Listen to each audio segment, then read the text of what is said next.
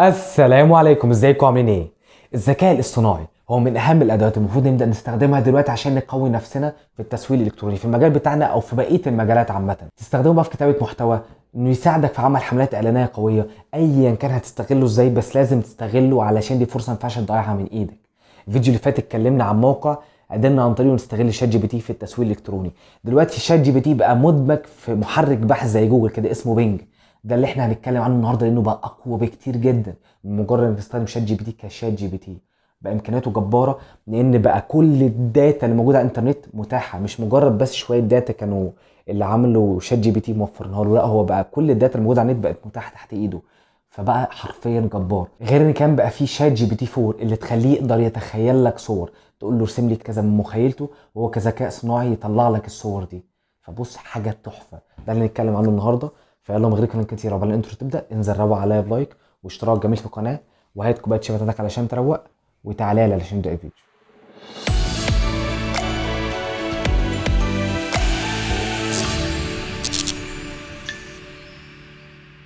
بص يا سيدي، هبدا معاك دلوقتي خطوه خطوه اوريك ازاي تبدا تخش على بينج عشان تقدر تستخدمه من بره خالص. كمان يعني من الديسكتوب بتاعك اهو، نضغط على السيرش ونبدا نسيرش على كلمه ايدج. تمام معايا كده، اشتغل معايا كده عشان نفتح مايكروسوفت ايدج. جميل. وهتيجي يا سيدي هنا فوق في السيرش وهنكتب كلمه بينج بالمنظر ده ونضغط على انتر. هيطلع لك اول حاجه اول موقع، يعني يعتبر زي موقع، نضغط عليه ومنه هنفتح الشات بتاعه اللي هو تبع بينج اي اي. هتلاقي فوق من هنا هتلاقي فيه شات، فيه ايمجز، فيديوز، مابس، زي جوجل بالظبط. احنا هنحتاج منه ايه؟ الشات. نضغط عليه عشان يفتح لنا الشات بتاعه اللي بجد لو عرفنا نستخدمه صح هنطلع منه فلوس زي الرز وهيتروق علينا. اول حاجه هتلاقي هنا الشات بتاعك متقسم لثلاث حاجات. حاجه اسمها كرييتيف، اللي هو هيبقى الشات بيكلمك بطريقه مبدعه، واللي فيه برضو حته الكرييتيف دي نقدر نخليه يعمل لنا صور. وتاني حاجه البالانسد، اللي هي متوازنه شويه ما بين الكرييتيف المبدعه اللي احنا لسه قايلين عليها وما بين اللي بعدها اللي هي البريسايز اللي هي دقيقه جدا، اللي هو مش هيبقى بيرغي معاك، يعني مش هيهري. السؤال اللي انت عايزه هطلعه لك بالظبط بالملي. لو انت عايز حاجات يكتب لك زي شعر، محتوى مقالي عايز يبدع فيه، فاكيد هتروح الحته دي. انت عايز كلام علمي فهتروح الحته بتاعت البريسايز. البالانسد حاجه بقى متوازنه بين الاثنين. فخلينا مثلا نبدا معاه في الكرييتيف كده، نقول له مثلا حاجات ليها علاقه مبدئيا بالتسويق الالكتروني بتاعنا. ففيسبوك حاليا موفره ادوات كتير جدا تقدر تستخدمها في الاعلان الممول بتاعك، عشان مثلا تشوف كميه الكتاب الموجوده على الصور، علشان تتابع الاعلان بتاعك، تشوف مدى ادائه، حاجات كتير. فخلينا مثلا نساله سؤال كده، نقول له ايه الحاجات اللي ممكن نستخدمها عشان تساعدني ان انا اعمل اعلان ممول ناجح، ونشوف هيقول لنا ايه. هتلاقيه حاطط لك هنا زرار ستوب ريسبوندنج، لو هو طول مثلا في الوقت بتاعه شويه بياخد وقت وانت زهقت، فتضغط على الزرار ده تقول له ستوب ريسبوندنج فهيوقف سيرشنج وتبدا تساله سؤال جديد. تمام. بس دلوقتي هنسيبه، هياخد شويه دقايق بسيطه جدا وهتلاقيه بدا يطلع لك النتيجه اهو، بيرد اهو. بص كده، ده اللي هو طلعه لي، مطلع لي ثلاث اماكن: الفيسبوك ادز مانجر، وده احنا طبعا كنا عاملين عليه فيديو قبل كده، وبرده كانفا كنا عاملين عليه فيديو قبل كده. فيسبوك تكست اوفرلاي تول، ده اللي بيقول لك كميه الكلام اللي تبقى موجوده على الصوره بتاعتك ما تبقاش ازيد من كده، عشان ما يحصلكش بلوك على الاعلان بتاعك يبقى فيه مشكله.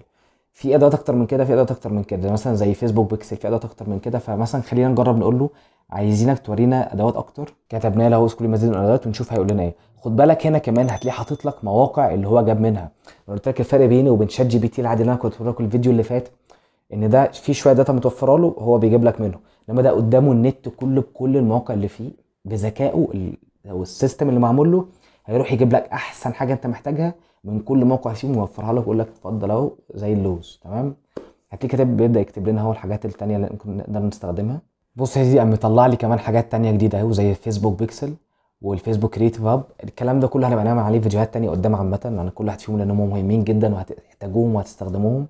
المهم يعني خلينا مثلا نقول له حاجه جديده، مثلا زي يقول لنا مثلا ايه الكابشن او الكوبي رايت اللي ممكن نكتبه في اعلان مثلا ممول خاص مثلا بالاحذيه الحريمي، ونشوف هيطلع لنا ايه. وهنقارن ما بينه بين الكرييتيف في البوينت دي وما بين البريسايز، نشوف برضو ايه الفرق بين الاثنين. طب بص هنا بلاقيك مطلع ايه، طب والله تحفه.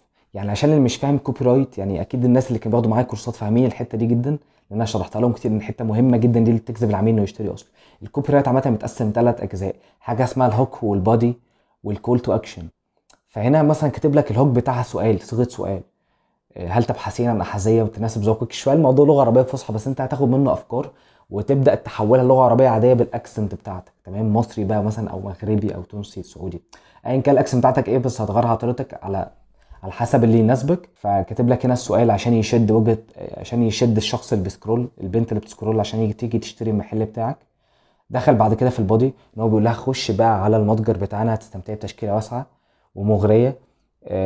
كتب بعد كده كمان ان في فرايتي كبيره، زي مثلا انت هتخش تلاقي حذاء حريمي، رياضي، كعب، صندل، بوت. هتخش عند المتجر بتاعنا هتلاقي حاجات كتير. سكت على كده؟ لا، دخل بعد كده عمل لها كول تو اكشن، شدها بعد ما اغراها بالمميزات اللي عندنا انها تخش وتاخد خطوه وتيجي تطلب. انها تخش هتاخد خصم على اول طلب ليها كمان، هتاخد شحن مجاني. خش دلوقتي واستلم الطلب بتاعك في خلال 3 ايام. انت مش لازم توفر كل الاوبشنز الرهيبه اللي هو موفرها دي، بس هتاخد منها افكار. جميل.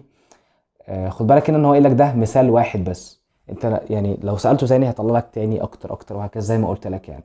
طب ده كانت الحته الكرييتيف، تعال نروح نشوف البريسايز بتاعه عامل ازاي ونجربها. علشان تروح وتشوفها هتضغط هنا نيو توبيك، تمسح الكلام ده ونضغط هنا ونقول له نفس الكلام ونشوف هيطلع لنا ايه. بص هنا بالله عليك طلع لي ايه. انا قلت لك البري سايز ده هيطلع لك الحاجه بالظبط، هو مش جاي يرغي ومش جاي يلعب. فعلشان كده هو ما مش زي التاني بقى واخد مطلع لي على طول. قال لي لا، انا عايز، هل انت عايز كلام تسويقي عام ولا انت عندك ماركه معينه الاحذيه عايز تروج لها؟ فالراجل مش بيهزر. فاقول له مثلا انا عايز حاجه عامه مش عايز براند معين، ونشوف هيقول لي ايه. يعني حتى كان حاطط لي اقتراحات كده عشان بدل ما اضطر اكتب تاني اختارها على طول. لقيته بدأ يكتب لي هنا استعدي للخروج بأناقة مع تشكيلتنا الجديدة. حسيته انه مختصر قوي في الكلام، حاطط في الاخر برضو الكول تو اكشن. بس الكرييتيف عجبني اكتر الصراحه. يعني الكرييتيف في الحته دي طالما عايز حاجه فيها ابداع انه يقدر ازاي يجذب العميل بتاعك، لا عجبني اكتر. البريسايز ممكن تستخدمه اكتر في حاجات ليها سيرش بحاجه معينه، انك مثلا تقول له اشتري الموبايل الفلاني ولا الفلاني، حاجه فيها ارقام او حاجه فيها مقارنه، حاجه فيها اختيارات، هيطلع حاجات بالظبط لان الراجل ده مش بيهزر. لما عايز حاجه فيها ابداع بقى فالكرييتيف احسن. خلينا نرجع للكرييتيف تاني عشان اوريك حته الصور، هوريك تقدر تستخدمها ازاي. بس قبلها حاجه بسيطه بس كنت عايز اعملها، ان في ناس كتير كانت بتسالني عليها. مثلا لو حاجه مثلا زي اعلان الاحذيه، في ناس مثلا تيجي تقول لي انا ببيع المنتج الفلاني، اسوقه احسن على الفيسبوك ولا على الانستجرام؟ فخلينا مثلا نساله السؤال زي ده ونشوف هيرد يقول لنا ايه في حاجه مثلا ليها علاقه برضه بالحذاء الحريمي. كتبت له هو افضل منصه ايه، فيسبوك ولا انستجرام، وهسيبه يرد عليا ونشوف هيقول ايه. لقيت عم بينج هنا مطلعني ان الموضوع مش كده وخلاص، مش يسالني وهرد عليك، لا مش سهل. يعني هو طبعا عارف اللوكيشن بتاعي من الاي بي ادرس بتاع الجهاز، فعارف ان انا في مصر. فقال لي في البلدان زي مصر مثلا، البلد اللي انا فيها، فيسبوك يعتبر منصه احسن للتسويق. خليني بس اخش له في اخر حته اللي انا الصوره اللي قلت لكم عليها، لان الموضوع ده لما جربته فعلا يا بص. خليه مثلا اساله سؤال، مش عشان ما يعرف برضه ما يعرفش يروح يجيب لي صوره على النت كده وخلاص. هقول له تخيل لي صوره قطه بتلاعب كلب شطرنج مثلا في اوضه ضلمه بس، تمام؟ وشوف هيطلع لي الشكل عامل ازاي. يعني بصوا يا جدعان، لما سالته السؤال ده لقيته بيقول لي انا مش عارف اجاوب، فانا استغربت. فتقريبا احنا نسينا نغيره الكرييتيف، فهنمسح الكلام ده. بريسايز يعني هنعمله كرييتيف. خليك فاكر الحته دي، هتساله حاجه ليها علاقه بالرسم فنروح حته الابداع. هنحط في الكرييتيف اهو برضه نسال نفس السؤال ونشوف هيقول لنا ايه. بص رسم الصور اهو فعلا، قال لي ساحاول انشاء ذلك، وطلع لي الاربع صور دول. بصوا بجد شكلهم تحفه. وحطيت لي هنا اختيارات من تحت، بيقول لي مثلا عايز القطه اللي تكسب، الكلب يكسب، بتاع. انا عايزهم يطلعوا في شكل كرتون مش شكل حقيقي بالمنظر ده. وبرضه عايز القطه تفوز او الكلب يفوز في مره هعملها له يعني. فمثلا ايه عايزينه في شكل كرتون. بص يا سيدي قلت له اجعل لي الصوره في شكل كرتون، قام مطلعها لي بالشكل ده. تمام. والله جامد. طب والله جامد. انا هساله سؤال تاني بقى. اقول له خلي لي الكلب اللي يفوز، وعايز الصوره تبقى منوره اكتر من كده او اكثر اشراقا، يعني فيها نور شمس مثلا يعني. هشوف هيطلع لي ايه. اما طلعها لي يا سيدي بالمنظر ده. يعني بص انا حاسس انها لذيذه كويسه، بس طبعا يعني مش هتنافس قدرات اخواتنا الجرافيك ديزاينرز يعني. بس ممكن، مش عارف، ممكن كجرافيك ديزاينر لو حد بيتفرج على الفيديو ده مش عارف هل هيقدر يستخدم حاجه زي كده يفيده ولا لا. بس يعني كانت طلعت قدامي فقلت اقدر افيدكم بيها يعني. بس كده يا سيدي. اخر حاجه بس هسيب لك اللينك، يعني الموقع ده ليه ابلكيشن تقدر تنزله كبينج يعني. هسيبه لك تحت في الديسكربشن بوكس وفي اول كومنت، عشان لو هيبقى بالنسبه لك اسهل انك تستخدمه عن طريق الموبايل. وبس كده يا سيدي، ده كان الفيديو بتاعنا النهارده. ما تنساش بقى تنزل تروح عليا بلايك واشتراك جميل في القناه. ولو عندك اي اسئله ممكن تنزل تكتبها تحت في الكومنتات، انا بقراهم كلهم. او ممكن تخش تكلمني على صفحتي على الفيسبوك، هسيب لك اللينك بتاع تحت في صندوق الوصف وفي اول كومنت.